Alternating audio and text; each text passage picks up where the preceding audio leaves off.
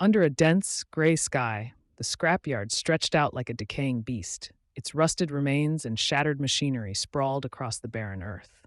Broken insignias and jagged edges of twisted metal littered the expanse, creating a landscape of forgotten wars and abandoned dreams.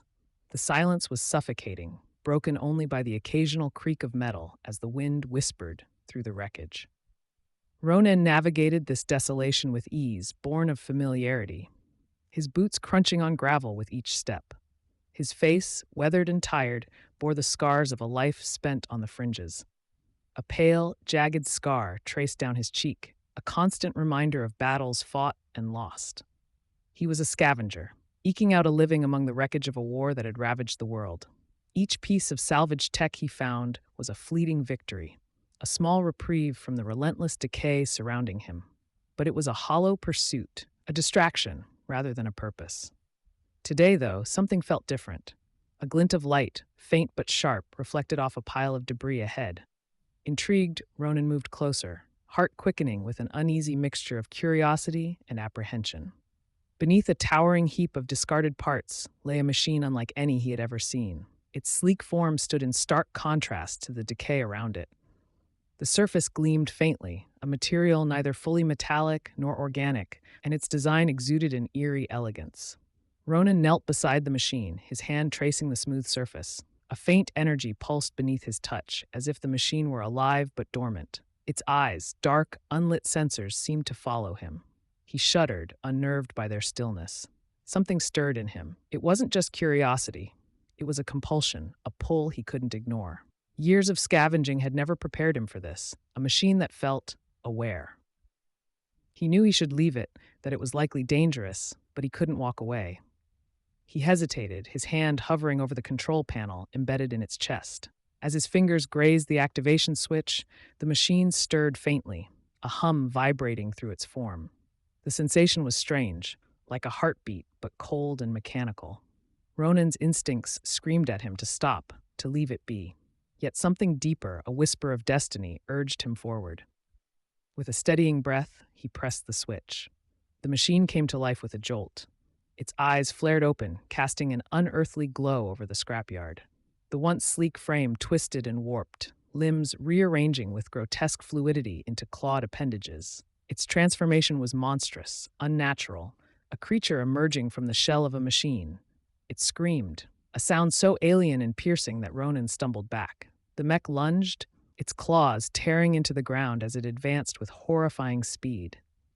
Ronan turned and ran, his heart pounding as he navigated the labyrinth of debris. He ducked under beams and vaulted over mounds of rusted metal, the creature gaining on him with terrifying agility. Sparks flew as its claws raked the ground, sending shrapnel into the air. Then, amid the chaos, a voice echoed in his mind, fragile and pleading. "Help me," it whispered, the sound tinged with static and desperation. "Please, don't leave me like this." Ronan's steps faltered. The voice, impossibly human, cut through his fear. He glanced back, and for a brief moment, the mech halted, its glowing eyes fixed on him, no longer predatory, but hauntingly aware. "I didn't choose this," the voice continued, trembling with anguish. "They made me this way." Memories surged in Ronan's mind. Years ago, he had been an engineer, full of hope and ambition, but an accident, an unforgivable failure, had destroyed his family and left him a broken man. The machines he once trusted had betrayed him, and he had retreated to this wasteland to escape the weight of his past. Now, staring at the monstrous mech, he saw a reflection of his own pain, a soul trapped in the ruin of technology. He slowed to a stop, his breath ragged. "Please," the voice whispered again. "I can't control it." Ronan turned, his resolve hardening. He wouldn't run. Not this time. Gathering his courage, he moved toward the mech, his mind racing with plans.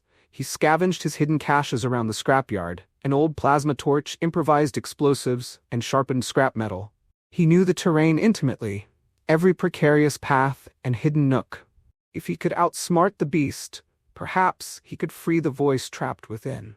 The mech roared as it approached, its monstrous form illuminated by its sickly glow. Ronan led it into a narrow corridor of debris, where he had rigged volatile fuel cells. The mech triggered the trap, and a fiery explosion erupted, shaking the ground and sending shards of metal flying. When the smoke cleared, the mech stood battered but undeterred. "It hurts," the voice whimpered, fragile and pained. Guilt gnawed at Ronan. He pressed on, luring the mech deeper into the scrapyard where more traps awaited. Each encounter chipped away at its armor, revealing hints of its original form beneath the twisted metal. Finally, in a clearing, Ronan set his last trap, an array of explosives rigged to tripwires. The mech stumbled into the trap, and the ground erupted in a cacophony of destruction. When the dust settled, the creature lay broken, its glowing eyes dim and flickering. Ronan approached cautiously, his heart heavy. "Thank you," the voice murmured weakly. "You freed me." The mech's light faded, and the voice fell silent. Ronan knelt beside the wreckage, his hand resting on its lifeless shell. "I'm sorry," he whispered, grief and regret thick in his voice. As he stared at the remnants of the machine, he felt no triumph, only a chilling emptiness. He had stopped the monster, but the real enemy, the creators of this abomination, remained. Ronan rose, his gaze fixed on the horizon. The war that had created this nightmare wasn't over. It was only beginning. With a heavy heart, he walked away from the scrapyard, knowing that his fight wasn't with the machines, but with the twisted minds that built them. And somewhere, deep in the shadows of his mind, the ghost of the voice lingered. A haunting reminder of the cost of survival.